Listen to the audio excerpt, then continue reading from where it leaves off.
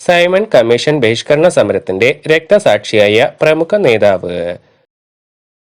ഉത്തരം Lala Lajpat Rai. Simon commission അതിന്റെ report സമർപ്പിച്ച ശേഷം വട്ടമേശ സമ്മേളനം ചേരാമെന്ന വൈസ്രോയി പ്രഖ്യാപിച്ച വർഷം? ഉത്തരം 1929 ഒക്ടോബർ 31. ഗാന്ധിജി അഹമ്മദാബാദിൽ നവജീവൻ ട്രസ്റ്റ് ആരംഭിച്ച വർഷം? ഉത്തരം 1929. 1929 കൽക്കട്ടയിൽ വെച്ച് ഗാന്ധിജിയെ അറസ്റ്റ് ചെയ്തത് എന്തിനായിരുന്നു? ഉത്തരം വിദേശ വസ്ത്രം കത്തിച്ചതിന്. ദേശീയ വാരമായി ആചരിക്കാൻ ഗാന്ധിജി ആഹ്വാനം ചെയ്ത ദിവസം ഏതാണ്? ഉത്തരം 1930 ഏപ്രിൽ 6 മുതൽ ഏപ്രിൽ 15 വരെ. ഇന്ത്യയൊട്ടാകെ ഒരേ സമയം നിയമനിഷേധ സമരം ആരംഭിച്ചിരുന്നു. ഏതു ദിവസം ആചരിക്കാനാണ് ഗാന്ധിജി നെഹ്റുവിനോട് പറഞ്ഞത്? ഉത്തരം 1930 ഏപ്രിൽ 6. ഗാന്ധിജിയുടെ മഹത്തായ ഹരിജനോദ്ധാരണ പര്യടനം തുടങ്ങിയത് എവിടെ നിന്നായിരുന്നു? ഉത്തരം വാർധ. ഗാന്ധിജിയുടെ ഹരിജനോദ്ധാരണ പര്യടനം അവസാനിച്ചത് എവിടെ വെച്ചാണ്? ഉത്തരം വാരണാസി. ഐത്തോച്ചാടനം ലക്ഷ്യം വെച്ച് ഗാന്ധിജി ആരംഭിച്ച സംഘടന? ഉത്തരം അഖിലേന്ത്യാ ഹരിജൻ സമാജം. ഹരിജൻ എന്ന വാക്ക് എവിടെ നിന്നാണ് ഗാന്ധിജി സ്വീകരിച്ചത്? ഉത്തരം ഗുജറാത്തിലെ ദേശീയ കവിയായ നരസിംഹ മേത്തയുടെ കവിതയിൽ നിന്ന്. കവിതയിൽ ഹരിജൻ എന്ന വാക്കിന്റെ അർത്ഥം എന്തായിരുന്നു? ഉത്തരം ദൈവത്തിന്റെ മക്കൾ. അഖിലേന്ത്യാ ഹരിജൻ സമാജം ആരംഭിച്ച വർഷം? ഉത്തരം 1932. ഐത്തോച്ചാടന പ്രസ്ഥാനത്തിന് വേണ്ടി ഗാന്ധിജി ആരംഭിച്ച പത്രം? ഉത്തരം ഹരിജൻ. ഹരിജൻ പ്രസിദ്ധീകരണം ആരംഭിച്ച വർഷം? ഉത്തരം 1933. ഗാന്ധിജി ഏതൊക്കെ ഭാഷകളിലാണ് ഹരിജൻ പത്രത്തിൽ ലേഖനങ്ങൾ എഴുതിയത്? ഉത്തരം ഹിന്ദി, ഗുജറാത്തി, ഇംഗ്ലീഷ്, ഉറുദു. എത്ര വർഷത്തെ പത്രപ്രവർത്തന പാരമ്പര്യമാണ് ഗാന്ധിജിക്ക് ഉണ്ടായിരുന്നത്? ഉത്തരം 30 വർഷത്തെ.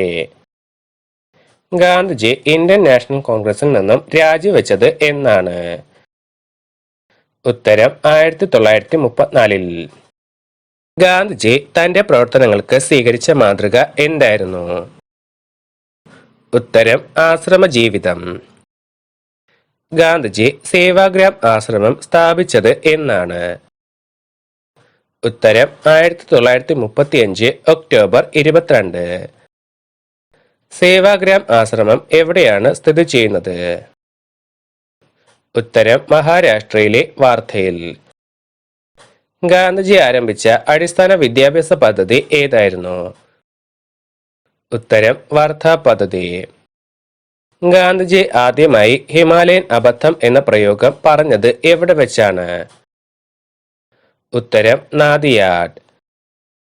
ഗാന്ധിജിയുടെ 100ാം ജന്മദിനത്തോടനുബന്ധിച്ച് 1969 വിദ്യാർത്ഥികൾക്കായി ആരംഭിച്ച സാമൂഹ്യ സംഘടന ഏതാണ്?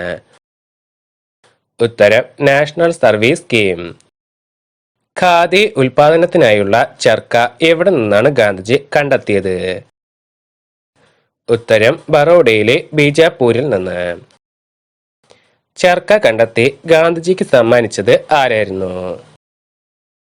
ഉത്തരം ഗംഗാബഹൻ.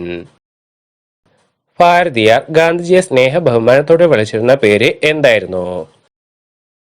ഉത്തരം ബാപ്പു. ദക്ഷിണാഫ്രിക്കയിൽ നിന്ന് ഇന്ത്യയിലെത്തിയ ഗാന്ധിജി ദക്ഷിണാഫ്രിക്കയിലെ ഇന്ത്യക്കാർ അനുഭവിക്കുന്ന ദുരിതങ്ങളെക്കുറിച്ച് ഒരു ലഘുലേഖ തയ്യാറാക്കിയിരുന്നു. ഏതു പേരിലാണ് ആ ലഘുലേഖകൾ തയ്യാറാക്കിയിരുന്നത്? ഉത്തരം ഗ്രീൻ പാംലെറ്റ്. ഗ്രീൻ പാംലെറ്റ് പ്രസിദ്ധീകരിച്ച വർഷം? ഉത്തരം 1896 ഓഗസ്റ്റ് 14. 1920 ഏത് സംഭവത്തിൽ പ്രതിഷേധിച്ചാണ് ഗാന്ധിജി കൈസർ ഇ ഹിന്ദ് എന്ന ബഹുമതി തിരിച്ചു നൽകിയത്?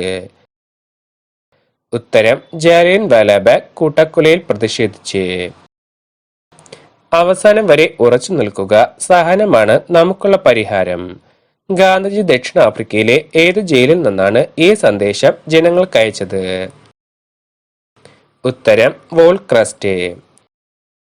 ഗാന്ധിജി ദക്ഷിണാഫ്രിക്കൻ ഗവൺമെന്റിനോട് ഇന്ത്യൻ വിവാഹ നിയമം പാസാക്കുവാൻ വാദിച്ചു എങ്കിലും വെറുതെയായി. അതിന്റെ ഫലമായി സ്ത്രീ സത്യാഗ്രഹത്തിന് രൂപം നൽകി. അവർ എത്ര ബാച്ചുകളായാണ് നീങ്ങിയത്? ഉത്തരം 16. സീറൽ സുപ്രീം കോടതിയുടെ തീരുമാനം ഇന്ത്യക്കാരിൽ വലിയ നിരസമുളവാക്കുകയും വമ്പിച്ച പ്രതിഷേധത്തിന് വഴിയൊരുക്കുകയും ചെയ്തു. ആ തീരുമാനം എന്തിനെ പറ്റിയുള്ളതായിരുന്നു? ഉത്തരം ഇന്ത്യൻ വിവാഹങ്ങൾ നിരാകരിക്കൽ. ഗാന്ധിജിയുടെ അറസ്റ്റിന് ശേഷം ആരായിരുന്നു സത്യാഗ്രഹികളായി മാർച്ച് ചെയ്ത ആർമിക്ക് നേതൃത്വം നൽകിയത്? ഉത്തരം WSL പൊളാക്ക്. ഇന്ത്യൻ റിലീഫ് ആക്ട് ഒന്നാമത്തെ ദക്ഷിണാഫ്രിക്കൻ നിയമസഭ ഇന്ത്യക്കാരുടെ പരാതികളിലൂടെ തടവുകാരെ വിട്ടയക്കുവാൻ തീരുമാനിച്ചു. 1914 ഏതു മാസത്തിലായിരുന്നു ഇത്? ഉത്തരം ജൂൺ മാസം.